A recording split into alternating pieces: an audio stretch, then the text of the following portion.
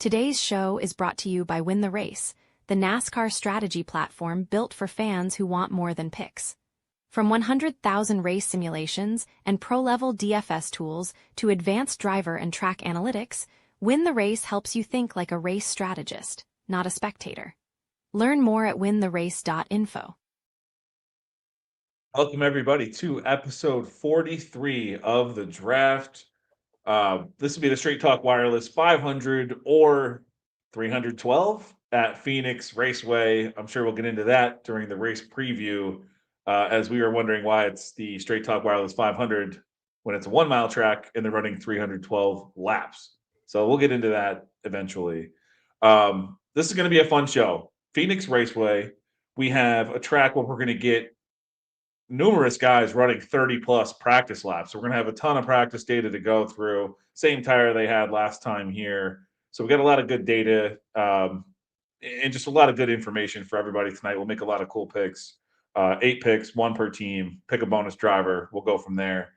I'm joined as always by Tino Patino, Phil Eastman. Guys, thank you so much for joining me. As usual, every week. Phil, I'm going to kick it to you first. Tino's in his car at the moment. Phil, how you feeling tonight? I'm feeling good. Feeling like vengeful. I'm like out for blood tonight in the draft. I want to win. Down 2-1-0. I'm 0. And yeah, I mean, I have my strategy tonight and I'm ready to just like go full tilt. I'm not going to be distracted by anything and try to pivot. Just going to go with my guys and see if it sticks. So yeah, I mean, the race last week, I was pretty pumped to see someone other than SVG win. And the fact that like we didn't really get to see like an all-out Zilich race. So it's like, yeah, excited for. I'm not a road course guy per se, but I thought Coda put on a decent enough show. I thought it was great to see Reddick really go toe-to-toe with SVG and hang on and win and drive away from him. And sets up pretty good for the next time we have a road course because SVG now has a little bit more of his hands full here. So thought it was interesting Sunday.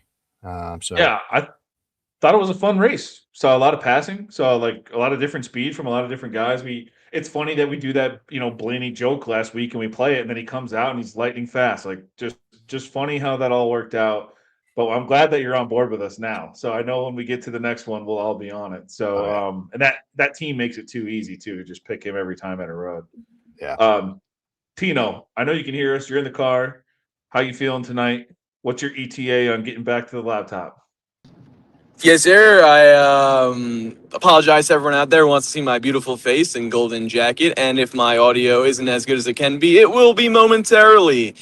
Everything about last week was awesome. Had a little Tyler Reddick action. I was very, very happy that we were able to capitalize on a non-SVG road course win. And shout out to Phil, who mentioned it first on the show, I believe, last week. But either way, we all came together.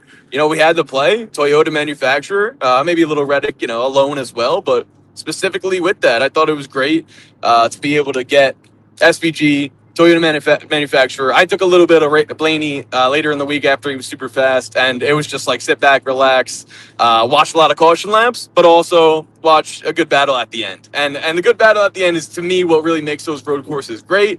Blaney being awesome, clearly the best Ford ever at road courses. Just got to harp on that one as well. But ultimately, happy to win the draft. That was really cool, too.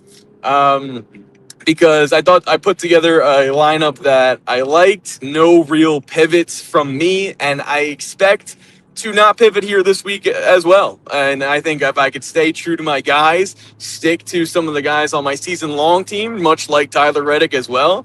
I've been posting about it. Said he was going to get 3 to 4 wins early, and he's got 3 in the first 3, making NASCAR history. Let's go. Yeah, that's awesome. I just flashed your team up on the screen there. It was a great draft last week, 304 points. Anytime you can hit over 300 in the draft, you're cooking. So congratulations on your win. You got the lead. 2 wins so far in our weekly contest. 1 for me, 0 for Phil. Again, I will never say anything about that because we see how the story ends. all too often. Do you have the Yeah, ring wait, on, wait, but Phil? Is that- I do have Okay. to say, that's I yeah. had a 7, I think it was a 7 race lead last year at one point, and I was feeling very good. And I thought I should be feeling very good because it was over the two of you. And then obviously I lost. So that was tough. Yeah. So listen, this is our first non-drafting oval we're going to here, and it's a good segue to lead into Phoenix. We'll kick it to Phil, do a little race preview, and he'll tell you about what we can expect this weekend. Sure thing. So we're going to Phoenix Raceway, and this is, like you said, the Straight Talk Wireless 500. We'll talk about that in a second, but I'll put there in the chat. Do you know why it's the 500? Because as Ryan said to start, 312 laps on a 1 mile track, something's not right there in my mind. And I found out right before we started recording what the 500 is. So see if we can throw that in there. A little trivia here in the race preview. Big Ross already on top of it. How did I know that he was going to be the one to jump on that? Anyway, this is a 1 mile track. It's a short, flat track. 9 degrees of banking in the front stretch, 3 degrees on the back stretch. Turns are around 9 to 11 degrees, depending on what turn you're in. And this is the track where they reconfigured it a few years ago, where they flipped the start finish line around. They've got the dog leg here. So maybe if you're just getting into NASCAR gambling and you found our show this year, haven't really watched Phoenix, get ready for the dog leg. It is really fun to see them fan out. That's a fact. The stage breaks this week. We've got 60 laps in stage 1, 125 in stage 2, and 127 in stage 3 for a total of 312 laps. And the answer to the trivia question that Big Ross nailed was 500 kilometers. I'm sorry. Is this an F1 race? Like, what are we doing here, Straight Talk Wireless? That's because it sounds cool. Like a very strange situation there. Kilometers. I wish I didn't even know the answer to that. I wish I just thought it was a marketing thing just for a cool name. Anyway, tires, the same setup for the 2025 championship race. The right sides were used at Bowman Gray already this year. And this set of tires was used throughout the season last year on short, flat tracks. So, nothing too crazy to be aware of with the tires, I would say. 59 races, winner star on the pole 8 times. Last time it was Logano in 2022. And typically you want to be starting inside the top 10. If you're betting outrights earlier in the week, it is pretty important, because if you're taking a shot on somebody in outright and they qualify outside the top 20, that's only happened 4 times in the history of the racetrack. Ryan Newman was the last time it happened in 2017. And as far as the next gen cars go, we've got 3 wins for Chevy, 3 for Ford, and 2 for Toyota. And it's a really solid mix between them, because even though Chevy has 3 wins, they haven't won in 2 years. Toyota has won the last 2 spring races with Christopher Bell. So a really awesome mix and matching here within the manufacturers at Phoenix, depending on, the spring and the fall race. So, yeah, that's what we got here coming up for this Sunday. A little bit of a race preview there. Awesome. Love it. I love Phoenix. I think it's one of the more predictable tracks until, barring a late race restart where anything can happen, which obviously can happen here like we saw in the fall. But until that point, I think it's a pretty predictable track, especially after we get practice and qualifying. We run the simulations again and release those numbers. They've been pretty on point over the last few years, that we've had the site. One thing you could do that I wanted to mention, it's free. It's just on our site. It's if you go to wintherace.info, go to tools, go to track comparison, you can click on any track there and it'll just kind of grade similar tracks over on the side here. It does it by, the horsepower package, the surface, the length, the banking, the speed, the tire wear, everything. You can click all those categories, whatever. But if you just click the race, it already does it for you. It does the math, has specific weights for it, and then puts it on the right. So you can kind of see, hey, what tracks are like Phoenix when I'm doing my research? Well, there you go. And then boom, head right over to enhanced loop data, pump them in, and you're good to go. I wanted to give you some props on that, Ryan, because this was the first track of the year where, I really needed to actually take a look at that. And, our Daytona guest, Ryan from iFantasy Race, like he's got the similar track guide that I think a lot of us are used to. And that's a perfect starting point. But the tool that you created is super cool. Like I was like 1 foot in, 1 foot out on a track like Iowa. And I think your tool said like this is a very direct comp. So super helpful if anybody, hasn't checked it out yet. Props to you in the off season to put that together because it's really cool. Thanks, man. Yeah, I think it's a lot of the stuff that we're looking at. We're like, man, what's the banking like? What's the tire wear like on this track? Because who are those guys? And then so that's why I kind of want to include all that in there, and then take away any bias. So it's not like what I think is similar. It's what do all the numbers say is similar. So then just to see what that is, and like you said, then compare it to what your brain says, and then go from there. Use what you want. But yeah, cool tool. It's free. Anyone go on there, go check it out, use it. Highly recommend it. All right, let's get into the show. We got the draft. We're going to draft one driver from all 8 teams you see on the top there, plus one bonus driver, someone we haven't selected yet, and can be from any team. Doesn't have to be from the 8 teams listed here, and they'll score 1.25 extra points. The winner will pick a charity. Last week, Tino won. Tino picked the Biffle Family Legacy Impact Fund, aka the Foundation for the Carolinas. So great charity. With everything that happened. Thank you, Tino, for coming up with that one this week. Win the Race made the donation. They did today or yesterday, but we made the donation, posted it on X. Really appreciate it, and thank you for bringing awareness to that. So it's always for a good cause here. No wrong answers as we draft. Let's head right into a Toyota team here. And Tino, I know you said who you're picking here, and it sounds like you're getting set up. Do you want me to kick it to Phil, or do you want to make your pick real quick, and then we'll head on to the next while you make your pick for FRM? I can make you go last there. How do I sound? Testing. And sounds good. How do I look? Oh, wait for it. Oh yeah, there's All that right. guy. All right. There he is. Made it. Different setup. All good, all locked and loaded, and of course, like you mentioned, Biffle Family Legacy Impact Fund. I'm awesome. ready. I'm here. First pick. Let's do it. And I'm going Tyler Reddick, the man that just made history. And I genuinely believe he's going to make even more history. It's been since 2007 since the last driver, Jimmy Johnson, to win 4 in a row. I think Tyler Reddick can do just that this weekend.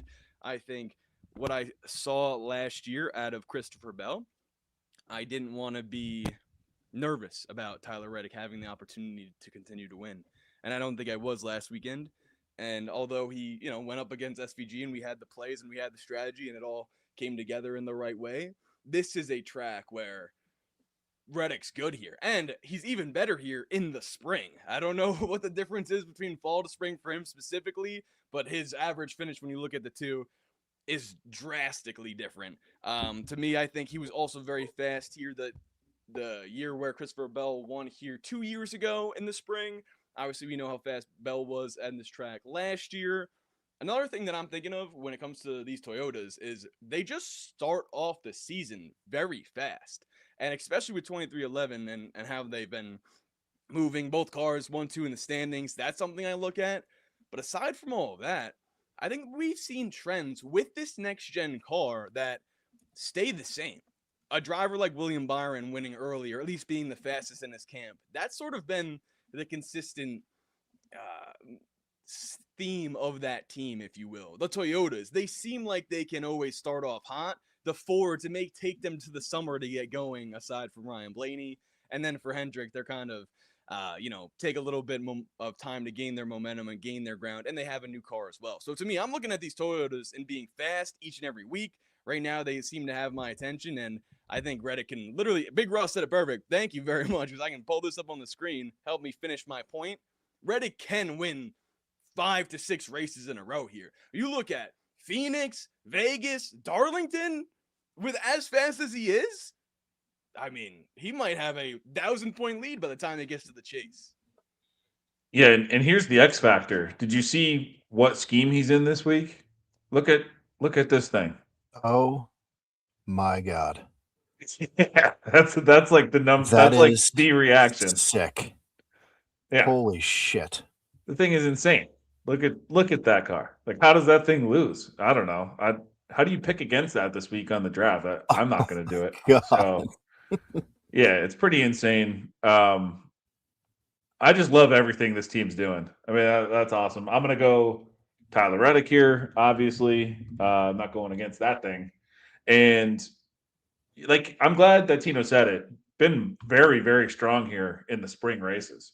There's really only like 5 guys when you break down all the stats that are better than him. It's like the top 5 big dogs here at the track: Byron Bell, Larson, Hamlin, Blaney. I'm sure we'll talk about all those guys tonight. Um, but that's it. And then you get to Tyler Reddick. So I mean, you're coming here with this momentum, the speed they have. They actually said too that they've been working on Phoenix a lot, 23-11 as a team. So like, yeah, all good things here. He was as high as like 18-1 to start the week. I didn't hit it. I know some people did, but I can't blame you for doing that at all. So yeah, give me Tyler Reddick here. Phil, who do you got? Without a doubt, Tyler Reddick. And the only point that I'll make is more of a sweeping point that Tino touched on, and that is the split between spring and fall. It's pretty crazy that you do see some guys, like I'll be talking about a few guys tonight, I'm sure, who for whatever reason are better in the spring than they are in the fall. The fall having that championship implication around it, kind of a wonkier race. The guys in the spring, there are certain drivers who their average finish improves, their driver rating improves, and Tyler Reddick is one of them. So absolutely need him as part of my roster, especially if you guys are both taking him. Beautiful. All right, let's head to a Ford team, Front Row Motorsports here. I'll lead this one off. Again, with this team, a lot of times it's hard for us to make these picks. So I'll just lead this off and then let you guys, decide where you want to go from there. I looked at the last 3 years, like 23, 24, 25, and then I used the track comparison, used New Hampshire, Iowa, Richmond, and Phoenix. So that's where we are. And the best average running position of the bunch, and the only one with a top 10 at any of those tracks in that time, Zane Smith. So that's who I'm going to take here is Zane Smith for this. I feel like he's starting out the year really well. Even like fast and qualifying too at Coda last week. Just flashing some stuff here. I had in the simulation, so we're simulating 200,000 times now. We upped it so we can get some more unique DFS lineups for everyone in the picker. But again, it makes these results better as well, in my opinion. And it has him minus 100 over Gragson, and that's 50.1%. He's beating Gragson and 52.1% over Gilliland. So it's very, very narrow here, like it is for this team. I don't think you can really go wrong. Gragson's got the sponsor on his car. I know some people like, betting on that. So, but give me Zane Smith here. Phil, I'll kick it right back to you. Who do you got? I can understand the logic behind Zane. Like you said, it doesn't feel like there's a wrong answer with this team. I'm going to go with Todd Gilliland. He was the one that I had circled. I know that he doesn't have a top 10. To me, Zane is like the spectrum is so wide for Zane. And, he could score a top 10 or he could be 34th. And from what I'm seeing in the past data, the data from the past races is that Gilliland consistently can put me anywhere from like, I don't know, ceiling of like 16th to 23rd, right? And I'm just trying to be consistent. I want to get, just ripping off some of these more recent finishes. And I'll kind of put an exclamation point on it saying last year specifically, not great for Todd Gilliland on short flat tracks on that set of like 6 races. But you know where he was okay, like compared to his other finishes? Phoenix, both times. He had a 17th, a 22nd. Last year, a 17th and a 20th. So, like, if he puts me 17th, I'm fine with that. Like, I'll take those points and I'll be comfortable hoping that some of these other guys can get me some more points down the road and kind of hoping that Zane struggles a little bit. So that's my reasoning behind Gilliland on this one. All right, great. Yeah, I totally agree. Like with these guys, if we can get a finish in the in the teens with any of these 3 guys, like we're pumped. So totally agree. Tino, where are you going here for front row? I'm gonna stick with Zane Smith in this one. He doesn't have the finishing results to necessarily help me feel good about it, but he does have a 9th place finish in the spring here last year. So I like that. And I do remember betting on him for a top 10 in that race just because he was like plus 950 or something like that. And it hit. And that really juiced me up. And it showed me what he was capable of doing. So if we see something like that, Again, that'd be happy. But either way, this is a driver and this is a team. I always have to remind myself that we're not looking for top 10s. We're looking for top 20s, top 25, or just not to wreck out. Gregson hasn't proven me he's worth it in terms of picking. Todd Gilliland may sway me after this week. We'll see how he does for Phil. But Zane Smith's been my guy. Also, while I'm talking about him, last week at Coda, Zane Smith was there until he got spun around, and then he only got me 4 points. Didn't matter. I still won, but that one hurt. Didn't matter. Still won. Just sticks that one in there at the end. Beautiful. Like a vet. All right, so Tino lit off for 2311. I lit off for FRM. We're going to get to Hendricks here, and we're going to let Phil lead this one off. Got some contenders here. So, Phil, go ahead and let us know. We're going Chevy team, Hendrick Motorsports. What do you got? Man, oh, man. And shout out to the guys on NASCAR Gambling Podcast, Cody and Rod. Very, very nice comment there. Yeah, I mean, honestly, this is one where I kind of wish I was going last because this, I could go 6 in one hand, half dozen in the other. So I'll sack up here, and I'm going to take Kyle Larson as my pick for Hendrick. Nice. Kyle is somebody that I'm playing a little defense with on, my outright section of my podcast, plus 750 on the score. And he, in his last 6 races at Phoenix, has finished inside the top 5 of those 6 times.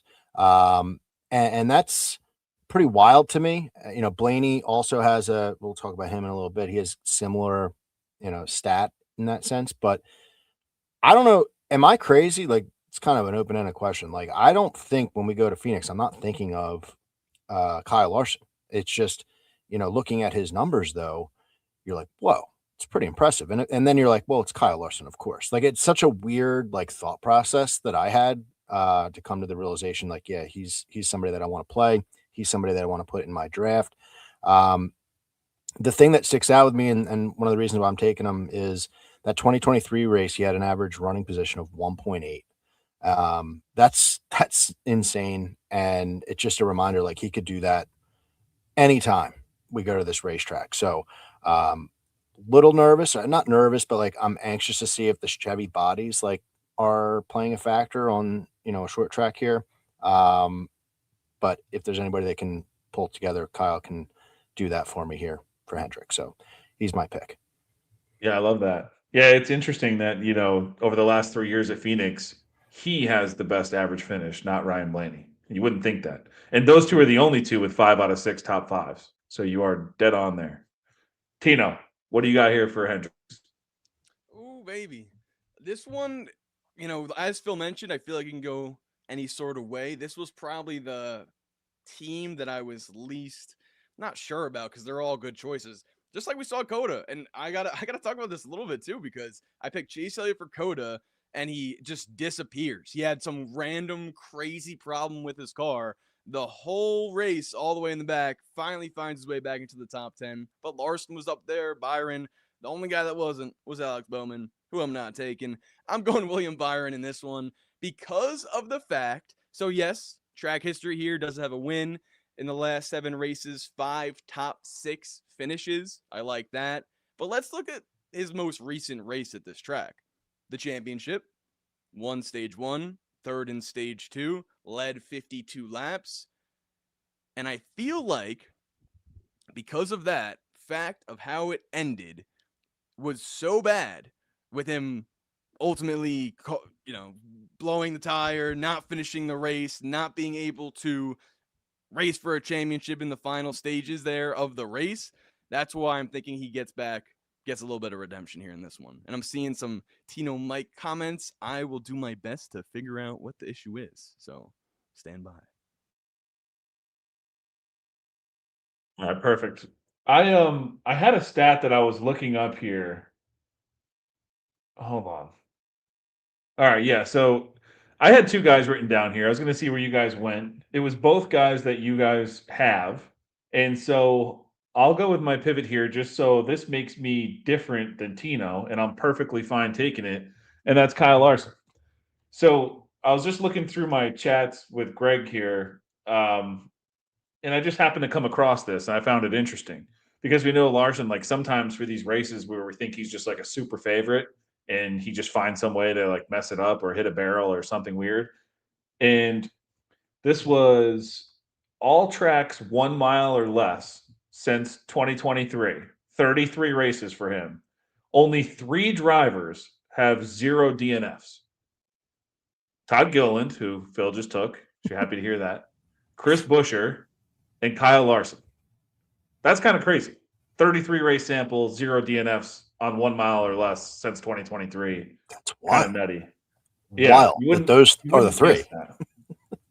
Yeah, those 3. Yeah, you wouldn't guess that. Maybe Buescher, I guess, but like because he like finds finishes. But I don't know, man. I wouldn't have guessed Gilliland and Larson for sure.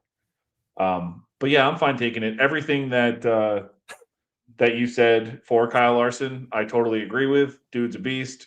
And what we said, like you would think Blaney here, no matter what, best average finish. No, then you break down the numbers. It's Kyle Larson. He barely has him beat, but he has him beat. It's an average finish of like 5 point something over the last 3 years at this track. So give me Kyle Larson here. Perfectly happy with it. He's ran 75% of his laps in that time inside the top 10. So he's always up there ready to get it done. All right.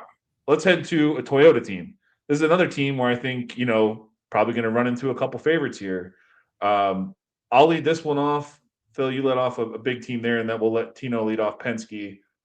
For me here, for JGR, I'm going with the guy who led 1 billion laps and didn't win the championship last fall. I'll go with Denny Hamlin. He actually leads in fast lap percentage at Phoenix over the last 3 years. He just needs to end some of these races on a better note. Or like you got to make better calls at the end of these races. If the caution does come out, got to make some better calls. If we broaden that scope outside of Phoenix and go back to my Richmond, Iowa, New Hampshire, as well as Phoenix sample, 16 races over the last 3 years, only his teammate Christopher Bell and Ryan Blaney, who we keep talking about, have a better true performance score and win the race. So I got to go with Denny Hamlin here. He's my guy for this race. Going to be a little bit of revenge on his mind, too, after just being absolutely dominant and not putting it away. Now we're bringing the same tire code. They seem to have that figured out pretty well, while other people's had some issues. So maybe they got some good notes there. Phil, I'll kick it to you. Who do you got here for JGR? Yeah, it's funny. I'm starting to see,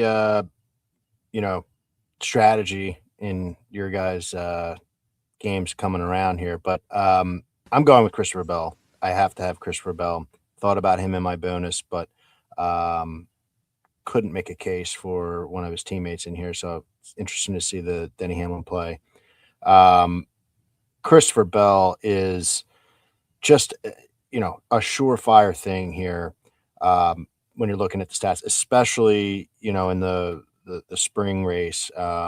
His average finish, let's see, jumps from 12.0 all the way up to 8.5 if you're, taking the fall races out of the picture. He's won the last 2 races here, obviously. And just looking at all 8 next-gen races, his average running position is inside the top 8. Or I guess we'll just call it inside the top 10 in the last 7 races. So you throw out the very first race here of the next-gen car. He qualified 4th, finished 26th, didn't run very well, bad driver rating, whatever. But since then, I mean, he's just a factor every single time we come around here, and back-to-back winner of this race. So, we've got a triple winner back-to-back in Tyler Reddick. Well, in theory, we could have back-to-back spring Phoenix race winner Christopher Bell this weekend. So he's got all the stats. Definitely want to have him as part of your roster. Try to find a way to get him on your betting card in some way, shape, or form. Yeah, he's one. I'm not allowed to bet a lot on FanDuel, but I could get some down on him. He was 750, or he was either 7 or 750. He got up to 8. If he's 8-1 on FanDuel and you can bet there, you got to take it. I just think it doesn't make any sense.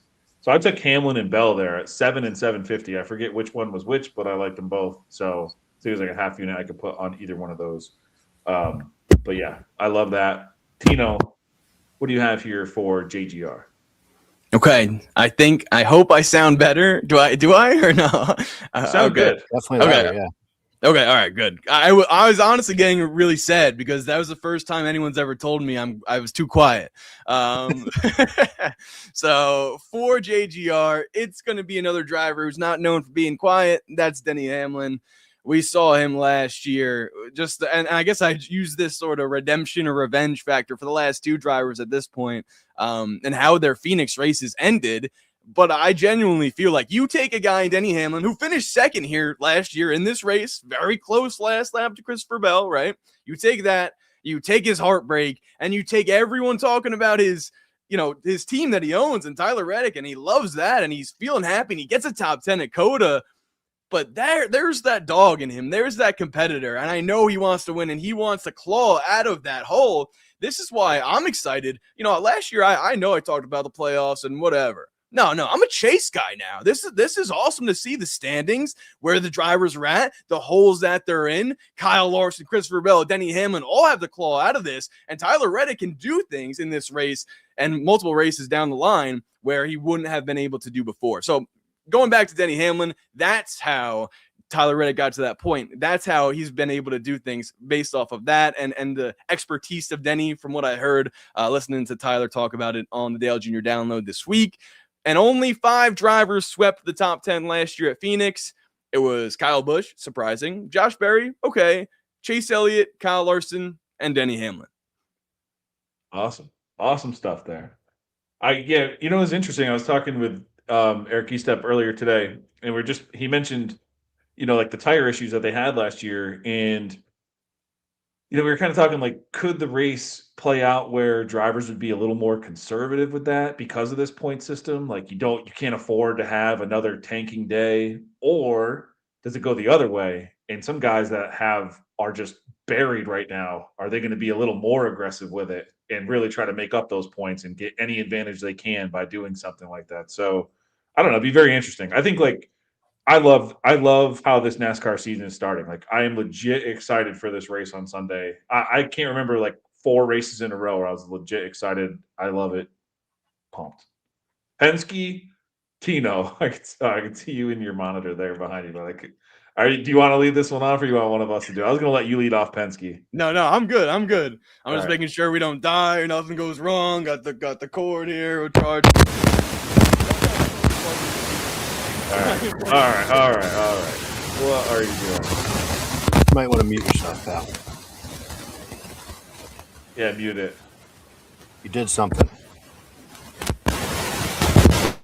There you go. He's so sad. I don't even think he needs to talk on this one, though. Right. No. He doesn't need to talk. He can fix his issues. I'll just leave this one off. I mean, this is a slam dunk. I'll talk about Blaney a little bit. You're going Blaney too, as well, I assume, correct? 100%. Ryan Blaney. So the Ryan guys in the chat want the shirt. But yeah, go ahead. You can kick us off. I'm gonna put the YRB right across the board here. I mean, he's easily our favorite. Sim the race 200,000 times. He's the favorite to win. In the same 16 race sample I keep mentioning, one thing to note, like I guess if we're just comparing the hottest driver in the world right now, Tyler Reddick, to Blaney and what they do here at Phoenix. In that 16 race sample, Reddick has 7 top 10s in those 16 races, talking New Hampshire, Richmond, Iowa, and Phoenix. Blaney has 7 top 3s in that sample with 3 wins. So it's just like there's different levels to this. Blaney is in the top 3 and he's winning these races when he's not blowing up. So yeah, I think that's the only top 5 he doesn't have in like the last 8 or something is when he exploded. So, and was he leading? Or he was running up front when that happened. So definitely a Ryan Blaney type of track. He won the last race here, although we know Hamlin was best, but still it wasn't like Blaney wasn't super strong in that race. Just unreal. I'll let you, if you have anything else to add to that. Blaney, great pick here. Phil, what do you got to say? Yeah, no, I would just say the thing that makes me a little skeptical in the win is just like, Ford, Penske, Blaney, like their best performances are in the fall compared to the splits with the spring race. It's a minor, it's splitting hairs, but it is. And the other thing that I mentioned is like the strategy of this game. I really considered keeping Blaney for my bonus point, but I can't trust his teammates. And so, like, I think a top 5 Blaney play is like, I took it on my podcast. I think it's a very solid play, even though you're going to pay, some juice on it. But I can't put him in my bonus spot because I don't trust Logano and Cindric. No, thank you. So it's part of the strategy of the draft here, because he is on paper the person that should be in the bonus spot. Yeah. So. I totally agree. I toyed with, I was like, man, can I put Logano here and Blaney down there? It's just like, I don't think I can do it. But I'm right with you. Tino, I assumed you were on Blaney here, but I don't want to assume that because, McBride might be in this chat and you might be going Logano and then going Blaney in the bonus slot here. So are you Blaney for Team Penske here? Yes. Okay. Sounds good. I don't know, guys. I'm sorry. I mean, I calculate my travel home. We're all good. Then Tino has to wait in highway closure traffic for an hour. We make it. We set up. Everything's good. And then we're not. So my apologies, everyone, if I'm ever in and out. But you guys keep holding me accountable. Keep letting me know in the chat if my mic is good or not. But I hope, and I had a really good, so I guess you didn't hear it last time. You were like, oh, what are you going to do with that cable? And I was like, I'm going to plug it in, make sure we don't die. You know who else is really plugged in at Phoenix? Ryan Blaney. Oh, man. It was really tough. What a segue. All right. Well, while we have you, let's stick with another Ford team and we'll go to RFK here and let us know who you got for Roush here. Ooh. Okay, I like this one a lot. I'm going Ryan Preece in this one. Ryan Preece is a driver that, honestly, if I were to choose between these 3, I feel like just off bat, Chris Buescher is always my guy. Here, at least, I feel like he's always running inside the top 10. He's a good top 10 play. Brad Keselowski in the fall was going up for grabs. One of the guys said in the chat, Landon saying Brad sold, which he did. I mean, Brad was in the lead, and then Blaney swoops in underneath last moment and got that one done. But to me, I feel like this is a track where Ryan Preece and the tire, and they have the ability to just keep clawing and clawing and clawing. It may not be a flashy top 10, but I think he'll be there. And from the speed that they've showed, I know it's only a few races in, but I feel like he's right up there. Like, I can't really put him or Buescher over one and another. And I feel like normally you would be saying Chris Buescher's the guy. So I like a little Preece pivot, if you will, for this one for me. Nice. I like it. I did not see that coming. I had Chris Buescher written down all day. Buescher's my guy here. Buescher is he's kind of sneaky here. In the last, 6 races I'm looking at over the last 3 years, he's got 3 top 5 finishes in those 6 races. So and we kind of know Buescher's like this too. Like, he's just there at the end. And I don't mind him. Like, when you got to, save your tires and be there on the long run. Like, a lot of times we'll see him very strong on some of these long runs. So I like Buescher a lot. And over the last 3 years, looking at the same sample, like 16 for most of the guys who have raced full time, New Hampshire, Iowa, Richmond, Phoenix, he's the only RFK driver with a win in that time on those tracks. So I think there's some real upside with him as well. Like I said, because if you are sneaky and you're up there and you do get that late caution, something like that, who knows what you could find. But beyond that, I just think, like, at the end of the race, when you're looking at the running order and you see Buescher creeping on that top 10, no one's surprised. So give me Chris Buescher here. Phil, kick it to you. Yeah, for me, it's Chris Buescher, absolutely. And when you break it down into the spring races only, so that's 4 next-gen spring races, Chris Buescher has the top average finish in all of NASCAR, 8.0. 3 top 10s, all 4 top 15s. And then when you break it out into every next-gen race here, he's got 5 top 10s and 7 top 15 finishes. So just really good at this racetrack. Like you called it earlier, Ryan, sneaky good. Not even with good starting positions. His average starting position is 16.9. So if you're looking to bet him in, top 10, maybe wait a little bit on that, because he's clearly flying below the radar. And, just bang out finishes. And yeah, Robert just put there, poor man's Elliott just finds ways to finish. It's a great point, because his average running position in these races that I just mentioned, last 4 spring races, 5th place finish, average running position 12.8. Second place finish, 12.4 average running position. Like he's finding ways to just like kind of slide up in there at the end of the race, and I'll take it. So happy to have Chris Buescher on my team. By the way, all three guys that you mentioned in that stat earlier, Ryan, who have never had a DNF in 33 starts, are now on my roster. So that came full circle. Beautiful. Full circle for me. That is awesome. Yeah, you get all three. I love that. Full circle Phil. Full circle Phil. Full circle Phil. All right. Well, let's stick with full circle Phil here for Spire. We're going to jump to a Chevy team here. I think this team's kind of tough to pick this week. But Phil, how about you lead it off and we'll go from there? Yeah. So I'm going with Michael McDowell. I think that he is someone that I just have seen data on that I can trust.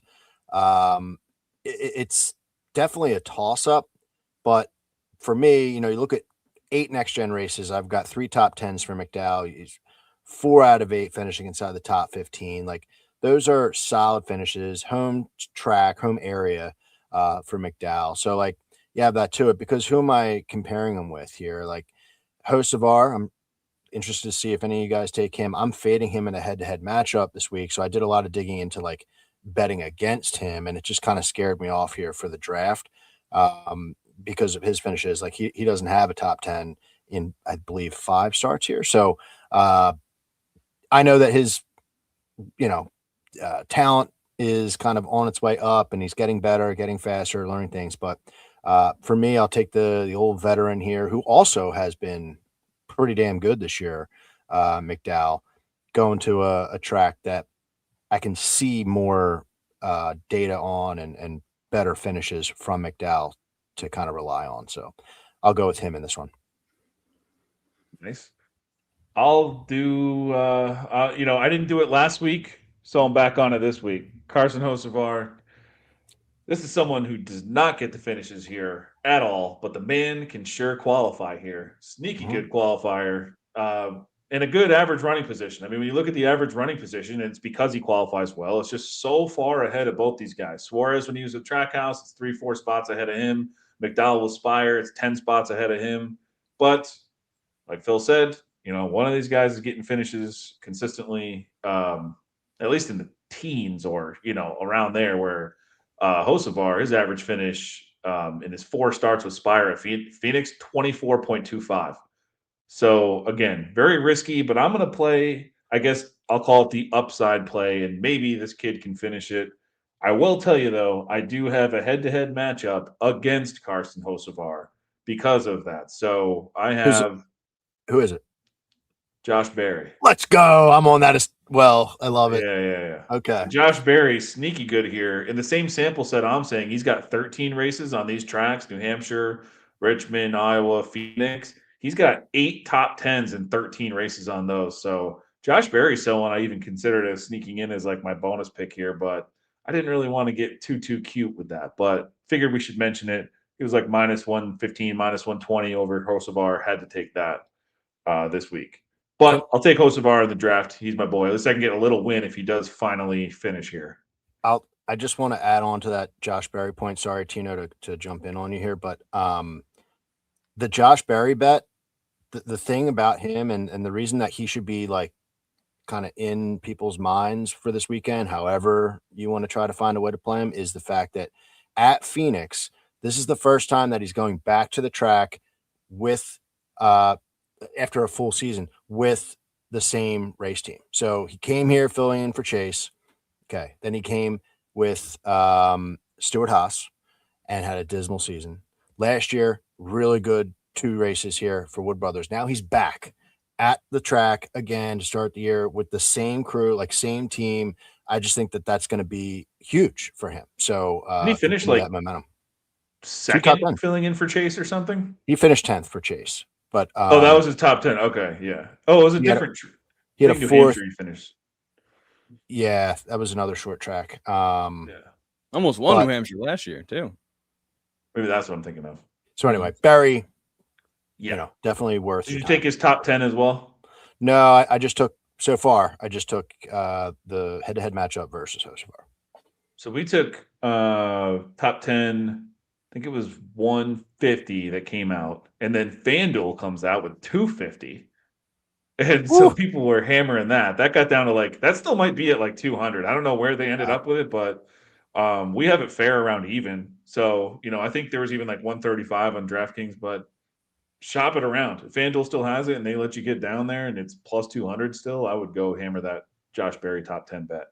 Regardless of the outcome, and that's what you got to do when you're betting. Like, regardless of the outcome, that's a good bet. There's a legit sample size with him doing it with multiple teams. So, yeah, I would do that. All right, Tino, sorry.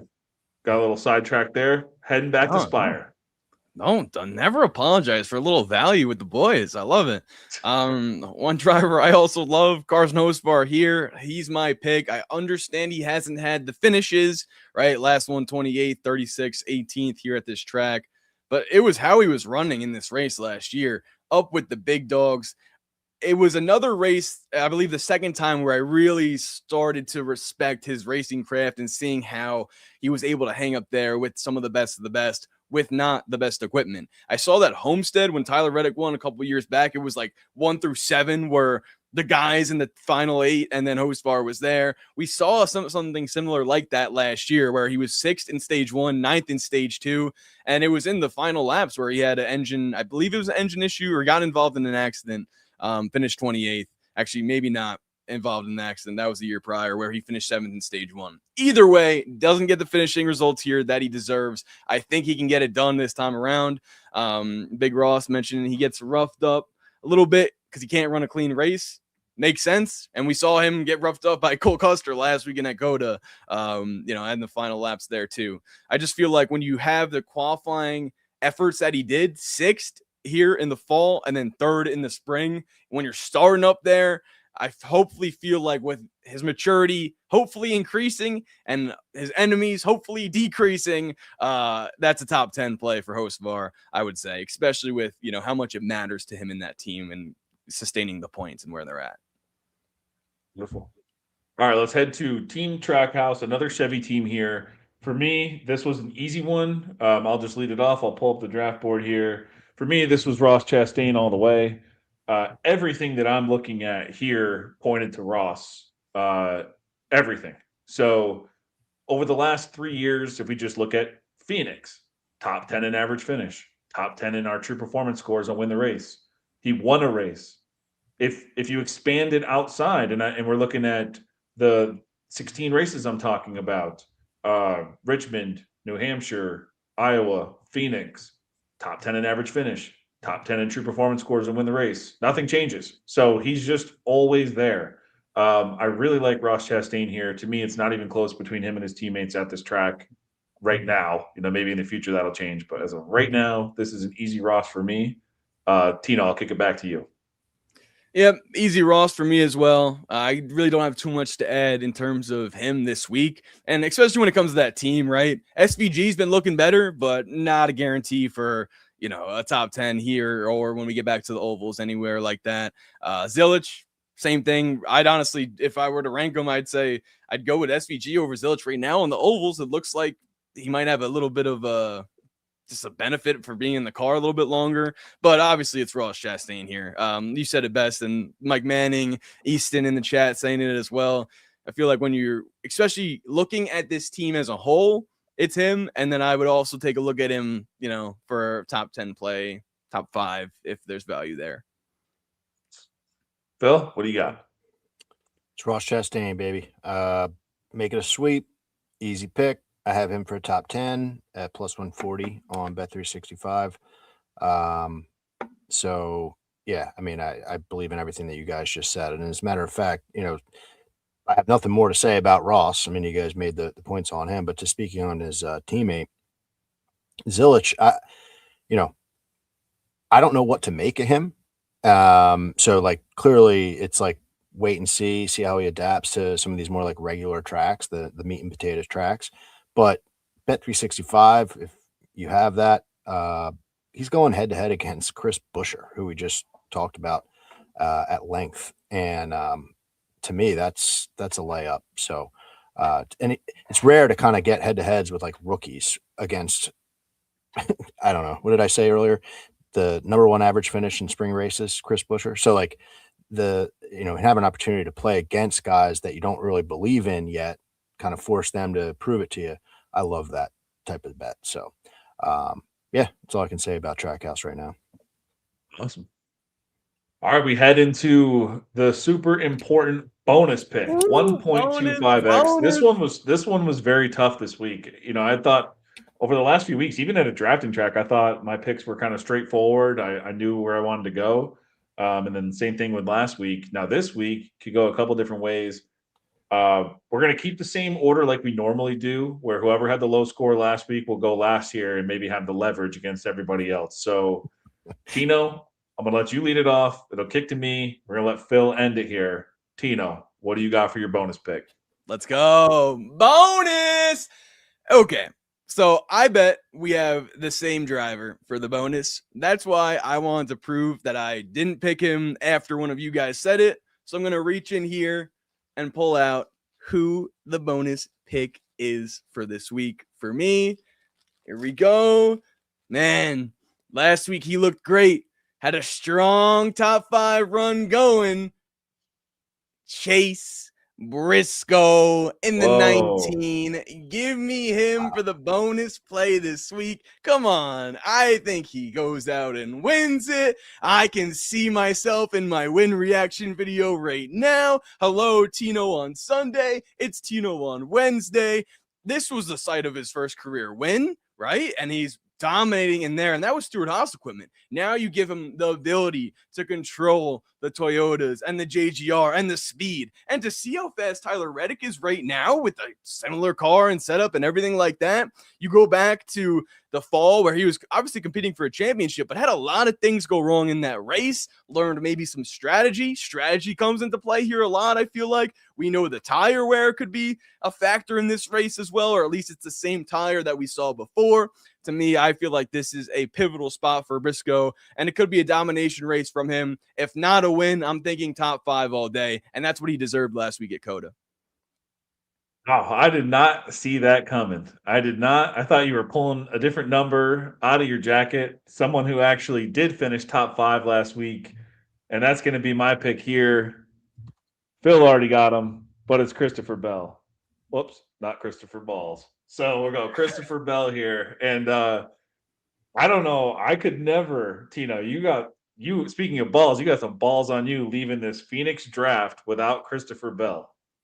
Nuts. I mean, that is nuts. So I had to take Bell here. At this track type, same sample size, I've been talking all night, those 16 races. There's only 2 drivers that have 3 wins in those races, Ryan Blaney, Christopher Bell. Bell's the only one with multiple Phoenix wins over the last 3 years. Phil talked about that earlier. So, yeah, give me Christopher Bell here. This was an easy choice for me. And, like we talked about earlier, I wanted Blaney here. Just couldn't do it the way the draft is set up. So it's kind of cool. It forced your hand to do this. Phil, the power is yours. The final bonus pick. Yeah, so I also want to give Tino some credit taking Briscoe here. That could be huge. As I was trying to put my board together, I had written down like JGR going up until the moment. Like I didn't know Bell is who I believe in more. So I was thinking about saving Bell for this pick and taking Briscoe for JGR. You guys surprised me with the Hamlin play. I wasn't going to get flustered by that. So I just went with Bell. And now looking on it, I have an opportunity here to, if things play out the way that I think that they can, we're going to see a Chevy. Now I took Toyota, by the way, manufacturer play and playing defense around that. And I think it's very possible that we see the first Chevy victory in 2 years this weekend with the number 24, William Byron. Give it to me. He Nice. Is, a guy who we say is good anywhere, right? 2 super speedways in a road course, and all of a sudden he has 0 top 10s this year already. So like there's that. And he's in points, 13th in points through the first 3 weeks. This is an opportunity for that 24 team to completely reset. I love his stats here. Like he is someone, let's see, in the Last 8 races, 1 win, 3 top 5s, 5 top 10s, 6 in average finish, but second in driver rating. That's a fact that I love. We talk about the splits between the fall and the spring. Doesn't give a shit. Okay. He's good every single time we come here. And 6 of his 8 races in the next gen car, his average running position was 5.7 or lower. As a matter of fact, he is the number 1 driver in the next gen car with average running position. It's 5.0 in all of his races combined. That's better than Blaney, better than Bell, better than everybody else. He just needs to be able to put the race fully together. And, he's somebody that I could see that doing that rather on Sunday. And if you look at short flat tracks in general, William Byron last year, solid enough average finish, but second in driver rating right behind Blaney. So if I didn't take Blaney in the bonus point and expose myself with Logano sitting in my roster, I wanted Byron here to be the bonus spot because I think that he does have a really good opportunity to right the ship for the season and rack up a lot of points for my draft. So Byron is where we are going. Yeah, the same way that I feel about Tino not having Bell is the way I feel about myself not having Byron here. So it's like, one guy had to be left off, and that's who it is, I guess. And I would say that's Hamlin for you, but you weren't really feeling Hamlin this week, so that's fine. But I'm fully on board with Byron. So that one stings not having him on the roster this week. So great pick there. Byron, Bell, Briscoe. Ooh, the bonus Yeah. bees. It's all B's. Josh Berry, Chris Buescher. I'll tell you, I did not think that I was going to come out of this feeling totally exposed with Michael McDowell. I thought that at least one of you guys would have gone with him. So now, like, he all of a sudden is like my ultra weak spot in this roster. But like, hey, I got my guys this week. I didn't falter at all. This is the page that was written down. It's just where I was going to put them, and it literally went the way I wanted. So I'm pretty pumped. I just need these guys to execute, and nothing crazy to happen in front of my guys like last week. That's a fun one. We have sweeps on Tyler Reddick with the 23-11 team, and we have another one with Blaney with Penske. That one was pretty predictable. And then we don't have another one until Trackhouse, Ross Chastain. So, yeah, that's a pretty awesome week. It's going to be a lot of fun. That's a Toyota, a Ford, and a Chevy team have our locks on it. So that's pretty cool. I'm pumped for the race. Guys, if you are into listening to any, podcast, watching any shows, anything like that, besides this one on draft, like we've seen these guys chiming in all night, like NASCAR Gambling Podcast, Cody and Rod do a great job. All the betting shows, DFS shows, everything all week. The call-in show after the race, check it out. And Brian and Kyle too with the Angler Pursuit podcast, same exact thing. Betting, like their betting show is so much fun to listen to. Then you get the DFS show as we head into the weekend. So just a lot of fun. Go check them out.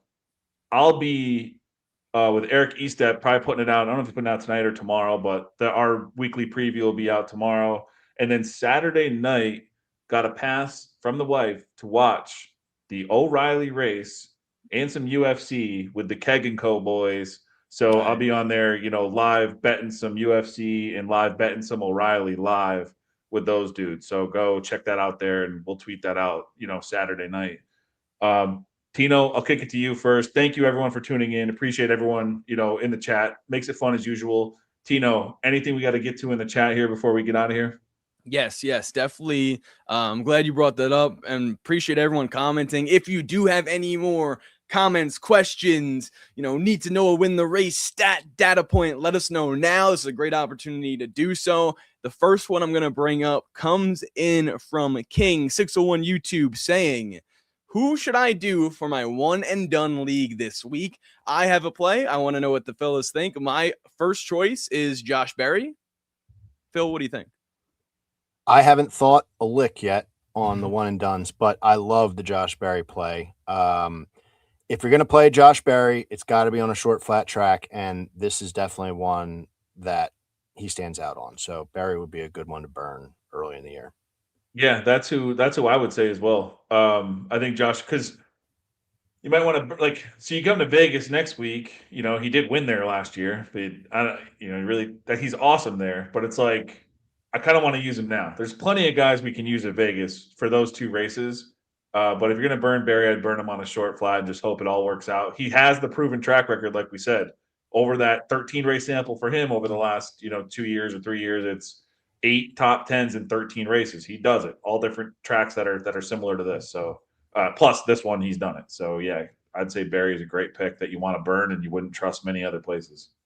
Sweet. Then we got another comment in here. Want to circle back to it. Full circle Phil. That was a funny one. Easton saying, hey guys, he has tickets with his dad for the Bristol Saturday night race. Third race in the chase. Will any of us be there? He'd love to meet us. Been a big fan. Well, appreciate that. I appreciate all your comments. It's awesome to have you in the chat and watching and tuning along. As of now, not sure if I'll be there. Would like to. It's not on my schedule, but would love to meet you. Have a great time. I'll ask any of the other guys if they'll have a chance of being there this year. No, I went 2 years ago. It was awesome. Like it was a lot of fun. It's everything that they say it is. And that was like a pretty boring race. Like Larson just spanked everyone, but still just an awesome experience. Track is really cool. The tailgating is really cool. The area is cool. Everything, highly recommend it. Cool bucket lister to go check out the night race in the fall at Bristol. But I will not be there this year. But I will post or let everyone know on the show a race that, if I am going to go to a race, where it is, where I'll be, all that stuff. Sweet. Yeah, same with me. Same thing. Probably not going to be able to make that. We typically have a golf outing like that same weekend, but I hope, you have fun there. And it is a bucket race list for me. It was almost my bachelor party back in the day. So definitely want to get there. But like Ryan said, if there is any destination track or whatever, we'll definitely make people aware of it because I'd love to talk shop.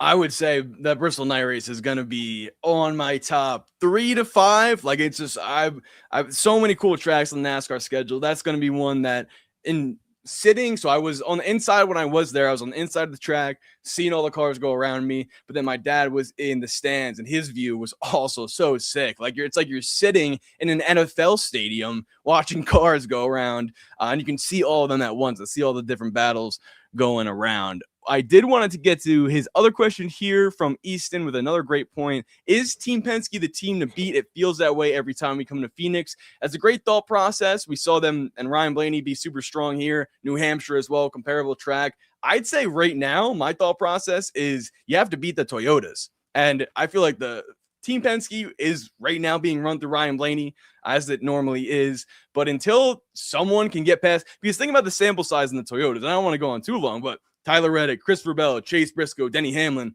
right there, there's already 4 guys that can win at this track this weekend. So for the spring race, I would say it's the Toyotas this weekend. What do you guys think? Yeah, I think it's not like, is Team Penske the team to beat? Is Ryan Blaney the guy to beat? That's like, that to me makes more sense looking outside of Blaney at all the Fords.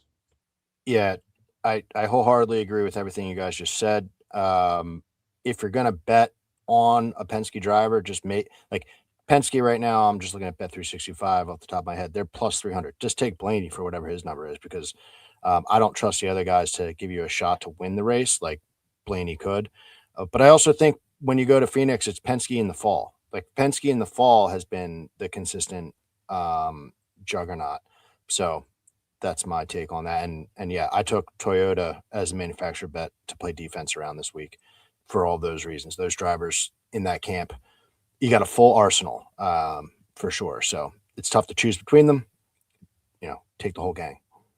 Awesome. One more I'll get to here. If you guys got any more, let me know. We'll try to get them in. But from Mike Manning, that's in the queue saying, and not trying to make you guys give too much away. I'll give anything away for you guys. You just let me know what you need.